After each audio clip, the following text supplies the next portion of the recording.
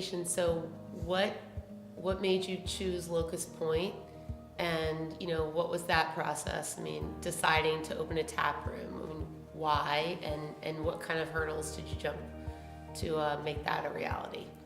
I mean, how many spots do you think we looked at? Probably like 30. So.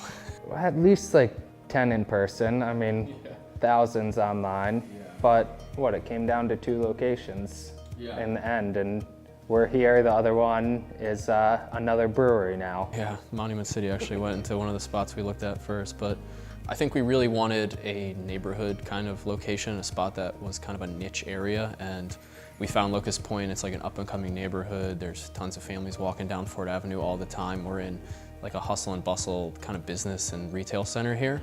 So like that's what we wanted. We wanted people to come drink beer here after work and just come here, walk here on the weekends and things like that. And like the reception and the response we've gotten from the neighborhood has just been awesome. No, and that's something that I think you see breweries constantly embracing is they're an outlet for beer. When you have people come here, one, you get to have them taste the beer in its freshest environment with staff that knows how to pour it and knows how to describe it. But it's also a community center. I still don't get to this day why this is, but people love bringing their kids to breweries and then they'll scoff at bringing their kids to a bar. And it's one of those funny things where it just has that community feel to it. And it's a little bit more laid back. And so we like to try and embrace that in the tap room. And I think it's a big part of our culture and just overall the industry's culture. So tell me about the beer. What's special about the beer? Everything's special about the beer, Lauren.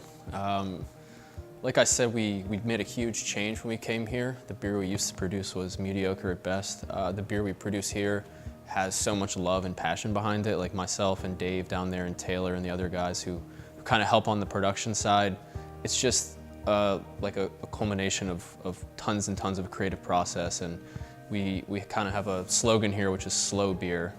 It takes time to do, but that's really the only way to do it right. And so we have all kinds of beer. Francis is drinking a Voss beer, which is like a beer made of stale bread that we literally toasted in a pizza oven behind the brewery.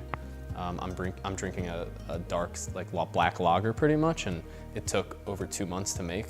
So like this is not beer that is getting churned out and sold on retail shelves. It's beer that gets sold here and people can really appreciate all that kind of complexity too. And I think a big thing about our company and what we've learned and put above all is quality, and the beer is number one.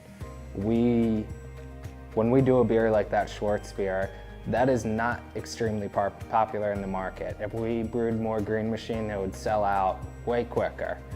But it's the experimental, it's embracing that beer, and we let it sit in a tank for 2 months when we could have done 4 batches of Green Machine and made 4 times as much money over that period. But we want to put out the best beer in a diverse way and put quality above everything else as our goal for this company. It's one of those things where we truly believe that if you do that and you put everything else behind it, everything else will follow. So it's the long-term play. It's slow beer translates throughout the company. What advice would you give to entrepreneurs really in any product market, that have an idea but don't know what the first steps to take are? What advice would you give them? First off, don't do it unless you're extremely passionate, extremely stubborn, or just willing to put everything into it. I mean, I think from talking with any entrepreneur, that's always what it is. Everyone has their failure stories, has their moment where they could have turned away and cut their loss, and you have to have something to pull you through that. It's never easy. Yeah, I mean, I get asked this question like all the time, and the answer I always stick to is persistence. Like, you're gonna have your terrible days and you're gonna have great days, but to get an idea into a business, it takes an immense amount of persistence. You're gonna fail so many different times, and people are gonna ask you, what the hell are you thinking? Like, why are you doing that? Why are you gonna quit that job? But you're never gonna get to the end unless you just kind of go for it and say, F everyone else, I don't really care, I'm just gonna do it. And that's how you get to the end goal.